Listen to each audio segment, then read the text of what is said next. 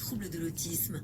Nous vous prions de bien vouloir respecter ce temps calme. Il prendra fin à 14 heures. Merci pour votre attention. Alors voilà, je suis dans un magasin qui vient d'annoncer au micro qui ont des pratiques inclusives pour les personnes qui ont des troubles du spectre autistique et pour qui la lumière ou la musique, ça pourrait les déranger pour faire les courses. Donc là, ils viennent d'annoncer, ils ont coupé la musique, ils viennent d'annoncer qu'ils vont baisser les lumières et nous encouragent à nous sensibiliser à cette question. Donc je vais faire mes courses silencieusement et on se retrouve tout à l'heure. Voilà, j'ai pu faire mes petites courses. J'ai fait mes courses avec des personnes qui ont des sensibilités à la lumière, au bruit. Ce sont des personnes atteintes de troubles du spectre autistique.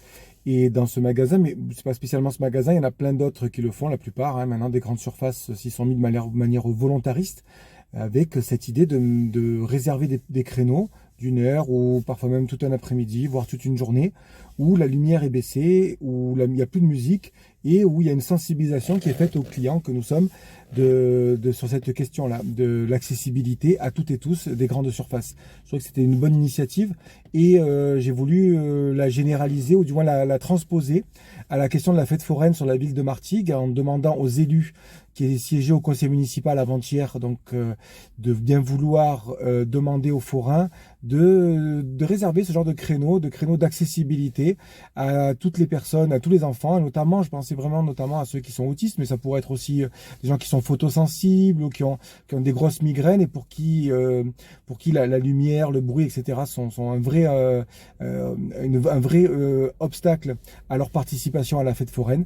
Bon, ça n'a pas eu le succès que j'espérais. Mon amendement a été rejeté, je vous laisse regarder.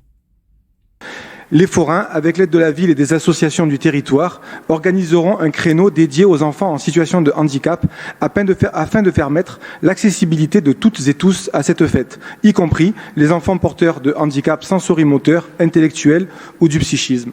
Voici ma proposition. La majorité n'est pas favorable pour des raisons de ségrégation, justement, à l'inverse de ce qui est la volonté générale d'inclusion des enfants partout où ils sont. Donc la majorité est contre.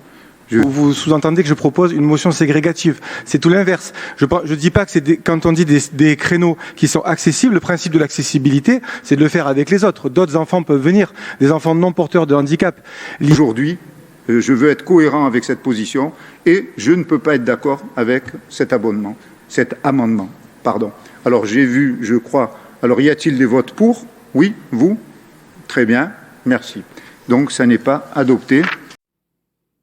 Dans la vidéo que vous venez de voir, donc le maire de Martigues, en gros, me dit que lui, il défend une politique d'inclusion des personnes en situation de handicap et que moi, ma proposition de créer des moments dans la fête foraine où il y a de la lumière réduite, etc., je serais plutôt dans une démarche ségrégative de ces personnes. Donc voilà, je ferai de la ségrégation de ces personnes-là. Alors, pour expliquer mes propos, je vais prendre 2 petites minutes pour revenir sur ces concepts fondamentaux. Pour ça, je vais me baser sur la classification du médecin Wood, par exemple, qui a été retenue par l'OMS et qui, en gros, nous interroge sur ce triptyque que sont la déficience, l'incapacité et le désavantage, qui ne sont pas de même nature. La déficience étant l'aspect lésionnel, structurel du handicap, okay. La déficience, l'incapacité, c'est ce que ça empêche de faire. Et le désavantage, c'est ça qui est important, c'est le lien qu'il y a entre ma déficience et l'espace social dans lequel je vis. Et on voit bien que le désavantage n'est pas le même selon le moment de la journée, selon l'activité que je fais, etc. Je prends un exemple très simple, je prends un de mes élèves par exemple qui est dyslexique, okay. Eh bien sa dyslexie, au moment où je fais une activité de lecture, oui, son désavantage est important. Mais au moment où je fais une activité de danse, ou une expérience de physique ou je sais pas trop quoi, eh bien son désavantage est diminué, voire carrément nul. Et donc ça c'est hyper important parce qu'on ne réduit pas la personne à son trouble, on le resitue dans le milieu social dans lequel il vit. Et pour réduire ce désavantage, donc, nos politiques publiques peuvent s'appuyer, on va dire, sur 2 gros socles, que sont la compensation et l'accessibilité. La compensation, c'est tout ce que nous allons mettre en œuvre au niveau de la personne, okay, pour que son avantage son désavantage pardon, soit réduit, tout en maintenant la même situation dans laquelle il vit, dans laquelle il évolue. D'accord? C'est typiquement, par exemple, de permettre à des personnes d'accéder à un fauteuil roulant ou à un ordinateur, etc., qui leur permet de réaliser des activités que sans cette compensation, ils ne pourraient pas faire. Ok? Ça, c'est le premier, c'est dans la compensation. Et le deuxième, sur lequel moi j'ai mis l'accent dans ma proposition, c'est l'accessibilité. L'accessibilité, ça consiste à modifier le milieu de vie dans lequel évolue la personne pour réduire son désavantage. Ok? J'espère que vous me suivez bien. Par exemple, dans le cas de la fête foraine, le fait de diminuer les lumières, de ne pas mettre de musique, de faire tourner les manèges moins vite, etc., ça ne touche pas la personne qui serait porteur, par exemple, de troubles du spectre autistique, mais par contre, ça modifie le milieu dans lequel elle va évoluer et, par conséquent, réduire son désavantage au moment de l'activité je fais du manège.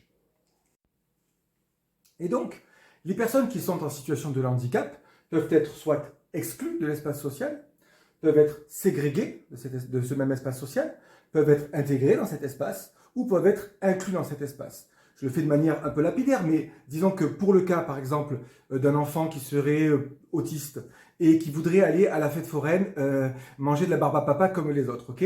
Soit il est exclu de cette fête foraine, c'est-à-dire que son trouble et le fait qu'il y ait trop de lumière, trop de bruit, etc., fait que de toute façon, il n'ira pas à la fête foraine. Là, on est dans une logique d'exclusion, pardon. Ensuite, il peut y avoir une logique de ségrégation vers cet enfant. L'idée, ça serait effectivement de lui réserver une fête foraine à part. Par exemple, et de dire on fait une fête foraine pour les enfants, uniquement pour les enfants autistes, où les autres personnes ne peuvent pas venir, et donc où ils se retrouvent entre eux. Ça peut arriver des moments ségrégatifs, c'est pas extrêmement tout le temps négatif, mais en l'occurrence, c'est pas ma proposition. Et puis, il pourrait y avoir aussi, on n'en a pas parlé, mais une logique plutôt de type intégrative.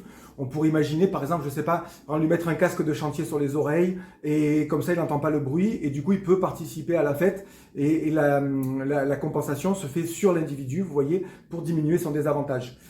Ou alors, une dernière proposition, c'est celle de l'inclusion, celle que défend le maire et que je défends aussi, c'est assez surprenant d'ailleurs, et qui, elle, vise, par exemple, lorsque j'ai proposé donc de diminuer les lumières, donc d'agir sur le milieu social, donc sur la fête foraine, en diminuant les lumières, en coupant le son, en faisant tourner les manèges moins vite, en mettant à disposition des personnes qui peuvent accompagner des enfants qui auraient peur ou quoi, en sensibilisant les forains, les autres citoyennes et les citoyens qui participent à la fête foraine. À ce moment-là, on a une fête foraine où tout le monde va à la même fête foraine, d'accord? Tout le monde mange la même barbe à papa, si vous voulez, mais il n'y a pas tous les éléments qui vont créer le désavantage pour un enfant qui serait porteur de troubles autistiques.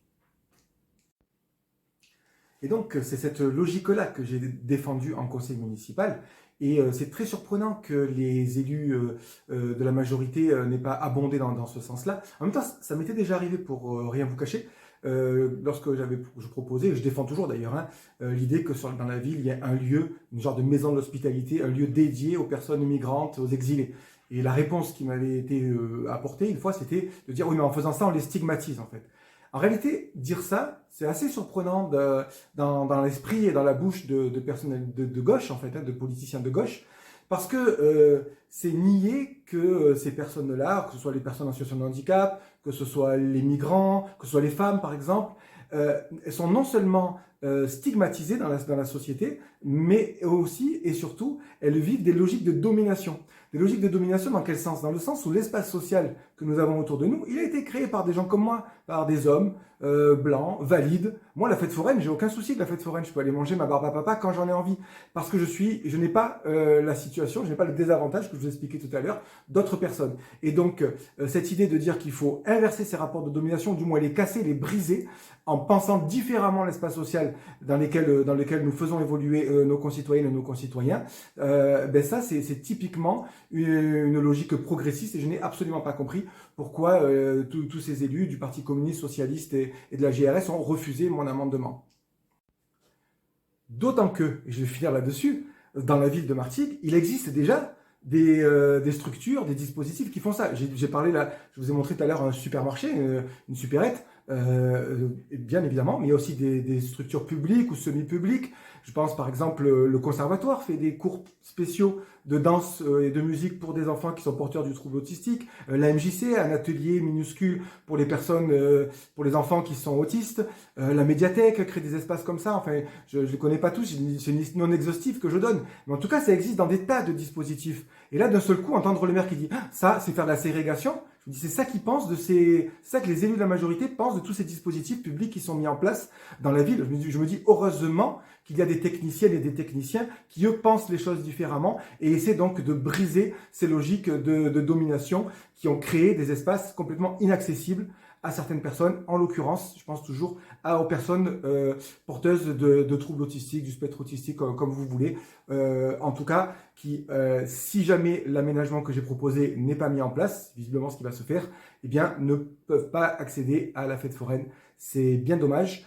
Et par honnêteté intellectuelle et pour que vous ayez l'intégralité du débat, à la suite de cette vidéo, je vous mets l'extrait complet du conseil municipal pour que vous puissiez suivre ce débat, y participer. N'hésitez pas dans les commentaires, en faisant suivre cette vidéo. Et dans la rue, quand on se croise, on peut s'en parler. De M. Grimaud. Oui, merci. Donc, conformément à l'amendement que j'ai déposé et que vous devez, j'imagine, avoir, ma proposition, elle est simple, c'est d'essayer de proposer avec les forains dans la ville que lorsqu'il y a la fête foraine, il y ait des créneaux qui soient accessibles aux enfants qui sont porteurs de handicap. Et en fait, je pensais dans mon amendement spécifiquement aux enfants porteurs de troubles du psychisme ou du trouble, en tout cas, ou du type d'autisme par exemple, et pour lesquels les lumières sont difficiles à vivre, vous voyez, le bruit, etc. Et il est possible de leur demander peut-être aux forains d'avoir des créneaux qui permettent l'accessibilité à tous les enfants de la fête foraine. Voici ma proposition d'amendement. Je vous propose de rajouter dans la délibération que vous avez proposée, juste avant, le conseil municipal sera invité, vous le voyez sur vos tablettes. Je vous propose de rajouter, en tout cas c'est ce que je soumets au vote, les forains, avec l'aide de la ville et des associations du territoire, organiseront un créneau dédié aux enfants en situation de handicap afin de permettre l'accessibilité de toutes et tous à cette fête, y compris les enfants porteurs de handicap sensorimoteur, intellectuel ou du psychisme. Voici ma proposition. Merci de l'avoir lu et rappelé. La majorité n'est pas favorable pour des raisons de ségrégation, justement, à l'inverse de ce qui est la volonté générale d'inclusion des enfants partout où ils sont. Donc la majorité est contre. Je vais poser la question. Qui serait pour? Non, je vous en prie, je mets au vote. Je vous en prie, allez-y. C'est quand même important, vous sous-entendez que je propose une motion ségrégative. C'est tout l'inverse. Je ne dis pas que quand on dit des créneaux qui sont accessibles, le principe de l'accessibilité, c'est de le faire avec les autres. D'autres enfants peuvent venir, des enfants non porteurs de handicap. L'idée, c'est qu'il y a un moment, par exemple, on va dire, je sais pas, les forains pourraient dire le dimanche de 18h à 20h, par exemple, on réduit les lumières, on met pas de musique et ça permet aux enfants autistes de venir avec leurs copains, pas autistes, j'en sais rien, à monter sur les manèges sans être effrayés. C'est absolument pas une motion ségrégative. Je comprends si vous la votez pas, il n'y a pas de souci. Mais en tout cas, sur cette base argumentaire, ça me paraît un procès d'intention à la délibération que j'ai proposée, à l'amendement, qui n'est pas du tout mon intention. Pas pour vous. Alors, juste, je peux répondre à M. Grimaud. Alors, on la votera pas du coup telle qu'elle est formulée parce que du coup pour des raisons principales d'inclusion, etc. Cependant, on a acté avec les forains un accueil individuel qui tienne compte des handicaps concernés pour les manèges enfantins et on s'assure que les forains soient sensibles à cette question et soient en capacité de s'adapter aux besoins dans le cas des créneaux d'ouverture. Très bien, merci. Monsieur merci, Monsieur le maire. Oui, vous avez raison. Il n'y a pas besoin de le lire 3 jours avant pour avoir une position sur les situations. Et pour une fois, il n'est pas coutume, Monsieur le maire. J'aurais aimé que ce soir, comme nous allons le faire, voter pour l'amendement de Monsieur Grimaud. Parce que oui, il a raison. C'est pas de la ségrégation. C'est de dire de faire venir des enfants qui, même avec les autres enfants, ne pourraient pas venir. C'est bien ce que je compris. Et oui, Monsieur Grimaud, ce soir, je pense que mes collègues sont d'accord avec moi. Nous allons voter pour cet amendement. Et je vous le répète, Monsieur le maire, une fois n'est pas coutume. Rajoutez cette ligne. Vous venez de la donner. Donc aujourd'hui, je veux être cohérent avec cette position et je ne peux pas être d'accord avec cet amendement. pardon. Alors j'ai vu, je crois. Alors y a-t-il des votes pour? Oui, vous? Très bien, merci. Donc ça n'est pas adopté.